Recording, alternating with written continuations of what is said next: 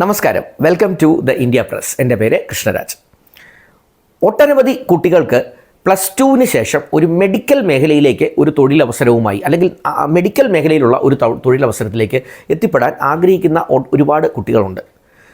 നിങ്ങൾ അത്തരത്തിലുള്ള ഒരാളാണ് എങ്കിൽ +2 കഴിഞ്ഞ് 2025-ൽ +2 റിസൾട്ട് അറിഞ്ഞ് നിങ്ങളൊരു ഹയർ സ്റ്റഡിക്ക് പോകാൻ ആഗ്രഹിക്കുന്നയാളാണ്, ഇപ്പോൾ ഒരു ഫൈനൽ പ്ലാൻ ഉണ്ടാക്കുന്ന സമയമാണ് എങ്കിൽ മെഡിക്കൽ മേഖലയിൽ അതിലേക്ക് പ്രവേശിക്കുന്ന കുട്ടികൾക്ക് കോർ മെഡിക്കൽ ഏരിയ അല്ലെങ്കിൽ MBBS പോലെയുള്ള മേഖലകളല്ലാതെ, നഴ്സിംഗ് പോലെയുള്ള മേഖലകളല്ലാതെ മറ്റ് മേഖല, മെഡിക്കൽ ഫീൽഡിലെ മേഖലകളെ പാരാമെഡിക്കൽ എന്നുള്ള ഒറ്റ കൊടക്കീഴിലാണ് പറയുക. പാരാമെഡിക്കൽ മീൻസ് മെഡിക്കൽ മേഖലയിൽ തന്നെയുള്ള ഒരു ഡോക്ടറുടെ ജോലി, ഒരു MBBS, BDS ഇതൊന്നും അല്ലാതെ വരുന്ന മറ്റ് മെഡിക്കൽ മേഖലയിലെ ജോലി അവസരങ്ങളാണ്.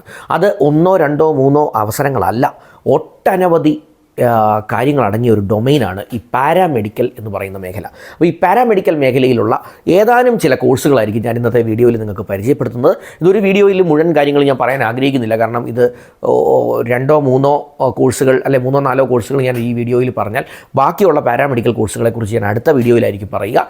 ഏതായിരുന്നാലും കുറച്ചധികം പാരാമെഡിക്കൽ കോഴ്സിനെ നമുക്ക് ഈ വീഡിയോയിലൂടെ ഒന്ന് പരിചയപ്പെടാം. Once again welcome back to this channel.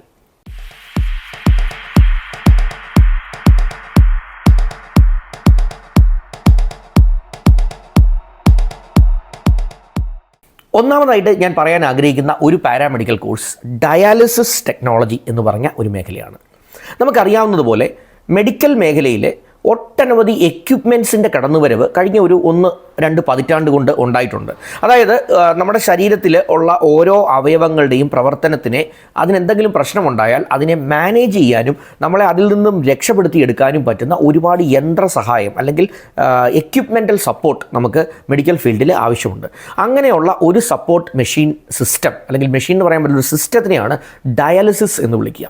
Dialysis എന്ന് പറഞ്ഞാൽ ഏറ്റവും ലളിതമായി പറഞ്ഞാൽ സംഭവം ഇത്രയേ ഉള്ളൂ. നമ്മുടെ കിഡ്നികൾ എന്ന് പറയുന്ന അവയവങ്ങളുണ്ട്. നമ്മുടെ നടുവിൻ്റെ, മുതുകിൻ്റെ 2 വശങ്ങളിലായി സ്ഥാപിച്ചിട്ടുള്ള 2 അവയവങ്ങൾ, അതിനെ കിഡ്നീസ് എന്ന് നമ്മൾ വിളിക്കും. നമ്മുടെ ശരീരത്തിലെ രക്തത്തിനെ ശുദ്ധീകരിക്കുക, അതിനകത്തു നിന്നുള്ള യൂറിയ അല്ലെങ്കിൽ മറ്റ് വേസ്റ്റ് പദാർത്ഥങ്ങളൊക്കെ വേർതിരിച്ച് അത് യൂറിനാക്കി മാറ്റി അത് പുറന്തള്ളുക. ഇതാണ് നമ്മളുടെ കിഡ്നികളുടെ പ്രവർത്തനം.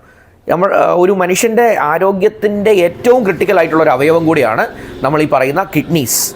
അപ്പോൾ ഇതിൻ്റെ പ്രവർത്തനത്തിൽ എന്തെങ്കിലും പ്രശ്നമുണ്ടായാൽ അതിനെ ഒന്ന് സപ്പോർട്ട് ചെയ്യാൻ, അല്ലെങ്കിൽ അതിനെ ആർട്ടിഫിഷ്യലായിട്ട് കിഡ്നിയുടെ പ്രവർത്തനം ഏറ്റെടുത്ത് ചെയ്യുന്ന ഒരു സംവിധാനത്തിനെയാണ് ഡയാലിസിസ് എന്ന് വിളിക്കുക. അപ്പോൾ ഇതിന് ഡയാലിസിസ് ടെക്നോളജി എന്ന് പറയുന്ന ഒരു മേഖല പഠിച്ച കുട്ടികൾ, അവരാണ് ഈ ഡയാലിസിസ് ടെക്നീഷ്യൻ ആയിട്ട് പ്രവർത്തിക്കുക. ഒരു ഡോക്ടറിൻ്റെ സഹായത്തോടെ കിഡ്നിയുടെ കാര്യങ്ങളെ ഹാൻഡിൽ ചെയ്യുന്ന ഡോക്ടേഴ്സിനെ നമ്മൾ നെഫ്രോളജിസ്റ്റ് എന്ന് വിളിക്കും, അല്ലെങ്കിൽ റീനൽ കെയർ എന്നാണ് അതിനെ വിളിക്കുക. കിഡ്നിയുടെ കെയറിനെ റീനൽ കെയർ എന്നാണ് വിളിക്കുന്നത്. അതിൻ്റെ മാനേജ് ചെയ്യുന്ന ഡോക്ടറെ നമ്മൾ നെഫ്രോളജിസ്റ്റ് എന്ന് വിളിക്കും. അപ്പോൾ ഈ നെഫ്രോളജിസ്റ്റിൻ്റെ സഹായത്തോടെ ഒരു ഡയാലിസിസ് യൂണിറ്റ് പ്രവർത്തിപ്പിക്കുക, ഡയാലിസിസ് എക്യുപ്മെൻറ്റ് എങ്ങനെ ഹാൻഡിൽ ചെയ്യണമെന്ന് മനസ്സിലാക്കുക, ഡയാലിസിസ് ചെയ്യുന്ന രോഗിയുമായിട്ട് ഇടപെട്ട് കാര്യങ്ങൾ ഹാൻഡിൽ ചെയ്യുക, റീനൽ കെയർ അഥവാ കിഡ്നിയുടെ കെയറുമായി ബന്ധപ്പെട്ടുള്ള കാര്യങ്ങൾ മനസ്സിലാക്കി അതനുസരിച്ച് ഈ ഡയാലിസിസ് യൂണിറ്റിനെ അല്ലെ യന്ത്രത്തെ പ്രവർത്തിപ്പിച്ച് അതിൻ്റെ ഡിസോർഡേഴ്സൊക്കെ ഒന്ന് റെക്ടിഫൈ ചെയ്യാൻ സപ്പോർട്ട് ചെയ്യുക. അതുപോലെ തന്നെ ഈ ഡയാലിസിസ് മെഷീൻ്റെ പ്രവർത്തനങ്ങൾ, അതിൻ്റെ മാനേജ്മെൻറ്റ് കാര്യങ്ങളെല്ലാം ചെയ്യുക. ഇതൊക്കെയാണ് ഈ കോഴ്സിൽ നമ്മൾ പഠിക്കുക. ഇത് ഒട്ടനവധി അവസരങ്ങളുള്ള കോഴ്സാണ്. കാരണം ഡയാലിസിസ് ആവശ്യമുള്ള പേഷ്യൻസിൻ്റെ എണ്ണം വളരെ വളരെ കൂടിയിട്ടുണ്ട്.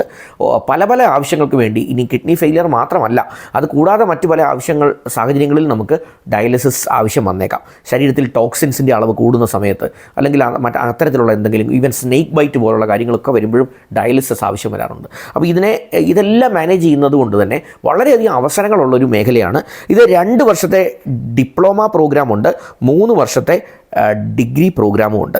അപ്പം അതിൻ്റെ ഡയാലിസിസ് ടെക്നീഷ്യൻ അല്ലെങ്കിൽ നെഫ്രോളജി ടെക്നീഷ്യൻ, നെഫ്രോളജി ടെക്നോളജിസ്റ്റ് എന്നൊക്കെ പറഞ്ഞ് പല കോഴ്സുകളായിട്ട് ഇതിനെ നമ്മൾ ഡിവൈഡ് ചെയ്തിട്ടുണ്ട്. അപ്പോൾ ഇത് വലിയ ഒരു മേഖലയാണ്. ഒട്ടനവധി അവസരങ്ങൾ ഈ മേഖലയിൽ ഉണ്ട്. മറ്റ് പ്രധാനപ്പെട്ട ഒരു പാരാമെഡിക്കൽ മേഖലയാണ് റേഡിയോഗ്രഫി എന്ന് പറയുന്ന മേഖല. റേഡിയോഗ്രഫി എന്ന് പറഞ്ഞ വാക്കിനകത്ത് തന്നെയുണ്ട് ഡയഗ്നോസിസുമായി ബന്ധപ്പെട്ട ഒരു മേഖലയാണ്. ഡയഗ്നോസിസ് എന്ന് പറഞ്ഞാൽ രോഗങ്ങൾ കണ്ടെത്തുന്നതിനുള്ള കാര്യങ്ങൾ. സോണോളജി, റേഡിയോളജി എല്ലാം ഒരു റിലേറ്റഡ് ആയിട്ടുള്ള മേഖലയായി. ഇപ്പോൾ ഒരു അൾട്രാ സൗണ്ട് സ്കാനിങ്, USG എന്ന് പറയുന്ന ഒരു പ്രോസസ്സ്, അല്ലെങ്കിൽ നമ്മളുടെ മറ്റ് സ്കാനിങ് പ്രോസസ്സുകൾ, അത് നമ്മളുടെ MRI സ്കാൻ പോലത്തെ കാര്യമാകാം, CT സ്കാൻ പോലെ, ഇത്തരം കാര്യങ്ങളൊക്കെ മാനേജ് ചെയ്യുന്ന ഒരു സംഭവമാണ് റേഡിയോളജി എന്ന് പറയുന്നൊരു മേഖല. അപ്പോൾ ഇതിൻ്റെ ഡിപ്ലോമ കോഴ്സസ് ഉണ്ട്, ഡിഗ്രി കോഴ്സസ് ഉണ്ട്. താല്പര്യമുള്ളവർക്ക് ആ മേഖല നല്ലൊരു അവസരമാണ്. മൂന്നാമതൊരു മേഖല അനസ്തീഷ്യ ടെക്നോളജി എന്ന് പറയും. അനസ്തീഷ്യ ടെക്നോളജി എന്ന് പറയുമ്പോൾ നമുക്കറിയാവുന്നതുപോലെ ഒരു സർജറിയിൽ ആവശ്യമുള്ള ഏറ്റവും പ്രധാനപ്പെട്ട ഒരു ഡൊമൈനാണ് അനസ്തീഷ്യ. നമ്മളുടെ ബോധം മറഞ്ഞ അവസ്ഥയിൽ മാത്രമേ നമുക്കൊരു സർജറി പ്രോസസ്സ് ഹാൻഡിൽ ചെയ്യാൻ സാധിക്കുകയുള്ളൂ. അപ്പോൾ അത് ചെയ്യുന്ന ഒരു സംവിധാനത്തിനെയാണ് നമ്മൾ അനസ്തീഷ്യ എന്ന് വിളിക്കുന്നത്. അതൊരു ഡോക്ടറുടെ ഡൊമൈനാണ്. പക്ഷേ അത് ഹാൻഡിൽ ചെയ്യാനായിട്ടുള്ള എങ്ങനെയാണ് അനസ്തീഷ്യ അഡ്മിനിസ്റ്റർ ചെയ്യുക, അതിൻ്റെ ഡോസസിനെ കുറിച്ച്, അതിൻ്റെ കോൺസെൻട്രേഷൻസിനെ കുറിച്ച്, ഇത്തരം കാര്യങ്ങളെല്ലാം ഹാൻഡിൽ ചെയ്യുന്ന ഒരു പാരാമെഡിക്കൽ കോഴ്സാണ് അനസ്തീഷ്യ ടെക്നോളജി. അപ്പോൾ നിങ്ങൾ അതിനെക്കുറിച്ച് ഒന്ന് ഡീറ്റെയിൽഡ് ആയിട്ട് പഠിച്ച് അത് ഒന്ന് മനസ്സിലാക്കി എടുത്തു കഴിഞ്ഞാൽ നിങ്ങൾക്ക് അതും നല്ലൊരു മേഖലയാണ്. അടുത്ത ഒരു പ്രധാനപ്പെട്ട മേഖലയാണ് MLT അല്ലെങ്കിൽ മെഡിക്കൽ ലബോറട്ടറി ടെക്നോളജി.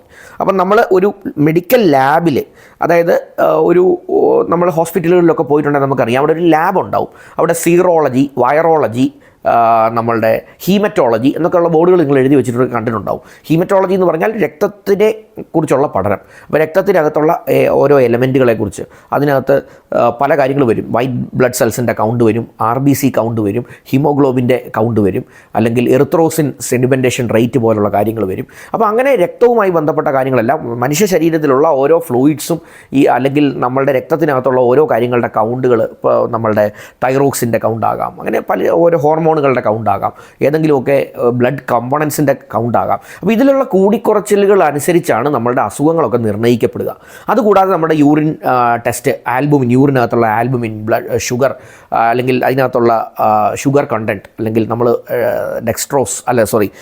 നമ്മളുടെ ഏതെങ്കിലുമൊക്കെ തരത്തിലുള്ള ഷുഗേഴ്സിൻ്റെ പ്രസൻസ് ഉണ്ടോ ഇല്ലയോ, ഇങ്ങനത്തെ കാര്യങ്ങളെല്ലാം ഐഡൻറ്റിഫൈ ചെയ്യുന്നത് നമ്മളുടെ ലാബ് ടെസ്റ്റുകളിലൂടെയാണ്. അപ്പോൾ ഇത്തരം ലാബ് ടെസ്റ്റുകൾ അത് ഒരു കാലത്ത് കുറേ മിനിമം കാര്യങ്ങൾ മാത്രമായിരുന്നു ഹാൻഡിൽ ചെയ്തിരുന്നെങ്കിൽ ഇപ്പോൾ അഡ്വാൻസ്ഡ് ആയിട്ടുള്ള ഒരുപാട് മേഖലകൾ അതിനകത്ത് കയറി വന്നു. ഒരു പക്ഷേ നമുക്ക് COVID-19 സമയത്തൊക്കെ നമുക്കറിയാം, നമ്മൾ ഈ PCR ടെസ്റ്റുകളൊക്കെ ചെയ്യാനായിട്ട് ഒരുപാട് ലാബുകൾ ആ സമയത്ത് വളരെ ഓവർ ടൈം വർക്ക് ചെയ്ത ഒരു കാലഘട്ടമൊക്കെ നമ്മുടെ ഓർമ്മയിൽ തന്നെ ഉണ്ട്.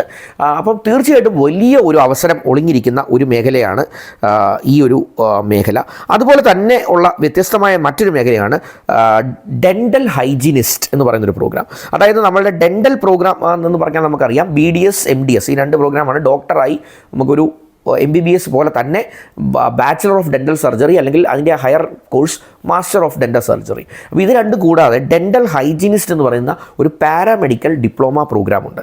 ഡെൻ്റൽ അസിസ്റ്റൻറ്റ്, ഡെൻ്റൽ ഹൈജീനിസ്റ്റ് എന്നൊക്കെ പറഞ്ഞ്, അതായത് ഒരു ഡെൻ്റൽ ഹൈജീൻ എങ്ങനെ കാത്തു സൂക്ഷിക്കാം, ഓറൽ ഹൈജീൻ എങ്ങനെ കാത്തു സൂക്ഷിക്കാം, അതുപോലെ ഒരു ഡെൻ്റൽ കെയർ ക്ലിനിക്കിൽ ഉള്ള ഒരു സപ്പോർട്ട് സ്റ്റാഫ്, അതിനെയാണ് ഡെൻ്റൽ അസിസ്റ്റൻറ്റ് എന്നൊക്കെ പറയുന്നത്. അപ്പോൾ അത്തരം പ്രോഗ്രാംസ് ഒട്ടനവധി നമുക്ക് കൂടുതലുണ്ട്. ആ കാര്യങ്ങളും എല്ലാം നമുക്കൊന്ന് മനസ്സിലാക്കാം. അത് വളരെ അവസരങ്ങൾ കൂടുതലുള്ള ഒരു ഓപ്പർച്യൂണിറ്റിയാണ് എന്നൊന്ന് അറിഞ്ഞിരിക്കുക. അതുപോലെ മറ്റൊരു പ്രോഗ്രാമാണ് എക്സ്റേ ടെക്നീഷ്യൻ. വർഷങ്ങളായിട്ടുള്ള ഒരു ഡൊമൈനാണ് എക്സ്റേ ടെക്നീഷ്യൻ എന്ന് പറഞ്ഞാൽ. നമുക്കറിയാവുന്നതുപോലെ ഒരു എക്സ്റേ ഫെസിലിറ്റി, നമുക്ക് എന്തെങ്കിലും ഒരു ഓർത്തോ റിലേറ്റഡ് കാര്യം വന്നാൽ, പൾമണോളജി റിലേറ്റഡ് അല്ലെങ്കിൽ ചെസ്റ്റ് റിലേറ്റഡ് ഒരു പ്രശ്നം വന്നാൽ, അല്ലെങ്കിൽ ഒരു നമ്മുടെ സ്ട്രക്ചറൽ സിസ്റ്റം അല്ലെങ്കിൽ നമ്മുടെ സ്കെലറ്റൽ സിസ്റ്റവുമായി ബന്ധപ്പെട്ട എന്തെങ്കിലും കാര്യം, അത് ഉളുക്ക്, ഒടിവ്, ചതവ് ഇതുപോലത്തെ കാര്യങ്ങൾ എന്തുമാകാം. ഇത്തരം കാര്യങ്ങൾക്കെല്ലാം നമ്മളെ ആദ്യം ഒരു ഡോക്ടർ പറഞ്ഞു വിടുക ഒരു എക്സ്റേ എടുത്തുകൊണ്ട് വരാനായിരിക്കും. അത് ചെയ്യുന്ന ഒരാളുണ്ട്, ആ എക്സ്റേ റൂമിൽ നിൽക്കുന്ന ടെക്നീഷ്യൻ. അവരെ നമുക്ക് എക്സ്റേ ടെക്നീഷ്യൻ എന്ന് വിളിക്കാം. അവർക്ക് ഈ കാര്യങ്ങളെക്കുറിച്ച് വ്യക്തമായ ഒരു ധാരണ വേണം. വളരെ അധികം ഡിമാൻഡുള്ള ഒരു മേഖലയാണ് എക്സ്റേ ടെക്നീഷ്യൻ എന്ന് പറയുന്നത്. അതുപോലെ തന്നെ വളരെ ഡിമാൻഡുള്ളൊരു മേഖലയാണ് BPT, ബാച്ചിലർ ഓഫ് ഫിസിയോതെറാപ്പി. എപ്പോഴും പറയാറുണ്ട്, ഒരു ഡോക്ടർക്ക് തുല്യമായിട്ടുള്ളൊരു പൊസിഷൻ ഹോസ്പിറ്റലിൽ ലഭിക്കുന്ന ഒരു പ്രൊഫഷണൽ കൂടെയാണ് എന്താ പറയുക BPT അല്ലെങ്കിൽ ബാച്ചിലർ ഓഫ് ഫിസിയോതെറാപ്പി എന്ന് പറയുന്നത്. BPT professional. ഫിസിയോതെറാപ്പി എന്ന് പറഞ്ഞാൽ നമ്മുടെ ശരീരത്തിന് ഒരു ആയാസം കിട്ടാത്ത ഏതെങ്കിലും സാഹചര്യത്തിൽ നമുക്ക് കുറേ നാൾ ഇരിക്കേണ്ടി വന്നാൽ, ഫോർ എക്സാമ്പിൾ ഒരു കയ്യോ കാലോ ഒടിഞ്ഞ് കുറേ നാൾ നമ്മൾ റെസ്റ്റിലാണ്, ഒരു 3 മാസം 4 മാസം സർജറിയൊക്കെ വേണ്ടി വന്നു, റോഡൊക്കെ ഇട്ട് നമ്മൾ 4 മാസം റെസ്റ്റിലാണ്. അത് കഴിഞ്ഞ് 4-ാമത്തെ മാസം അല്ലെങ്കിൽ 3-ാമത്തെ മാസം എഴുന്നേറ്റ് നമുക്ക് പെട്ടെന്നൊരു ദിവസം നടക്കാനൊന്നും സാധിക്കില്ല. നമുക്ക് അതിനെ ആ കൈയും കാലും ഒക്കെ പഴയ രീതിയിൽ പ്രവർത്തിക്കുന്ന രീതിയിലാക്കി എടുക്കണമെങ്കിൽ കുറേ എക്സസൈസുകളൊക്കെ ചെയ്യണം. അത് എങ്ങനെ സയൻറ്റിഫിക് ആയിട്ട് ചെയ്യാം, ഇതൊക്കെ നമ്മളെ പറഞ്ഞ് പഠിപ്പിച്ച് എടുക്കുന്നത് ഈ ഒരു BPT പ്രൊഫഷണലായിരിക്കും, ബാച്ചലർ ഓഫ് ഫിസിയോതെറാപ്പി.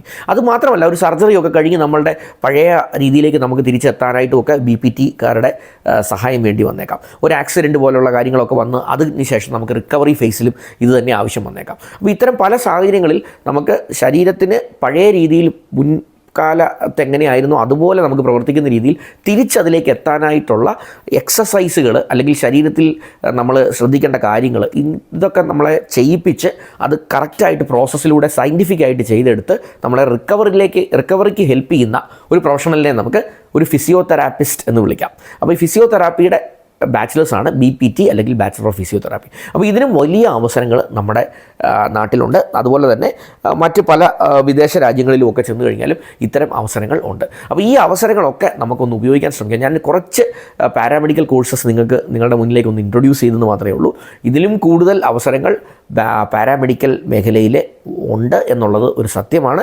അപ്പോൾ ആ അവസരങ്ങളെല്ലാം ഒന്ന് മനസ്സിലാക്കി അതിൻ്റെ ഓപ്പർച്യൂണിറ്റികളൊക്കെ ഒന്ന് കണ്ടെത്തി ഇതിലേതൊക്കെ കോഴ്സസാണ് നിങ്ങൾക്ക് ഏറ്റവും അനുയോജ്യമായിട്ടുള്ളത്, ഫീസ് കൊണ്ടും സമയം കൊണ്ടും എത്ര കാലം പഠിക്കണമെന്നുള്ളത് കൊണ്ടും തൊഴിലവസരങ്ങളുടെ ലഭ്യത ഇതെല്ലാം ഒന്ന് കൺസിഡർ ചെയ്ത് ഏറ്റവും നല്ലൊരു കോഴ്സ് തിരഞ്ഞെടുത്താൽ പാരാമെഡിക്കൽ മേഖല വലിയ ഒരു അവസരമാണ്. ഞാൻ ഈ പറഞ്ഞ ബേസിക് ആയിട്ടുള്ള കാര്യങ്ങളാണ് ഓരോന്നിനെക്കുറിച്ചും പറഞ്ഞ് നമുക്ക് സമയം വളരെ കുറവായതുകൊണ്ട് തന്നെ, കാരണം എല്ലാവർക്കും എല്ലാ ടോപ്പിക്കിലും താല്പര്യം ഉണ്ടാകണമെന്നില്ല. അപ്പോൾ ഇതിനകത്ത് നിങ്ങൾക്ക് ഇഷ്ടമുള്ള ടോപ്പിക്കിനെക്കുറിച്ച് നിങ്ങൾ തന്നെ ഒരു ഗവേഷണം നടത്താൻ ശ്രമിക്കുക, കൂടുതൽ അറിയാൻ ശ്രമിക്കുക. ഇനി എന്തെങ്കിലും ഡൗട്ട്സ് ഉണ്ട്, ഏതെങ്കിലും കോഴ്സസിനെ കുറിച്ച് കൂടുതൽ നിങ്ങൾക്കൊന്ന് അറിയണമെന്നുണ്ട്, അങ്ങനെയൊക്കെ ആണെങ്കിൽ കമൻറ്റ് സെക്ഷനിൽ ഒരു കമൻറ്റ് ഡ്രോപ്പ് ചെയ്യുക. ഞാൻ നിങ്ങളെ പരമാവധി സപ്പോർട്ട് ചെയ്യാനായിട്ട് തീർച്ചയായിട്ടും ശ്രമിക്കാം. ഈ തരത്തിലുള്ള കോഴ്സുകൾ ജോയിൻ ചെയ്താൽ ശോഭിക്കും അവരുടെ കരിയറിൽ എന്ന് നിങ്ങൾക്ക് തോന്നലുള്ളവരുണ്ടെങ്കിൽ അവർക്ക് ഈ വീഡിയോ ഒക്കെ ഒന്ന് ഫോർവേഡ് ചെയ്ത് കൊടുക്കാനും ദയവായിട്ടൊന്ന് ശ്രമിക്കുക. എൻ്റെ വീഡിയോ ആദ്യമായിട്ടാണ് നിങ്ങൾ ഈ ചാനലിലൂടെ കാണുന്നതെങ്കിൽ ദയവായി ആ സബ്സ്ക്രിപ്ഷൻ ബട്ടൺ ഒന്ന് ഹിറ്റ് ചെയ്ത് ചാനലിനെയൊക്കെ ഒന്ന് സപ്പോർട്ട് ചെയ്യാനായിട്ട് ശ്രമിക്കുക. ഏറ്റവും മനോഹരമായ ഒരു കരിയർ തിരഞ്ഞെടുക്കാൻ സാധിക്കട്ടെ എന്ന് ആശംസിക്കുന്നു. Thanks for watching this video and wish you all the best.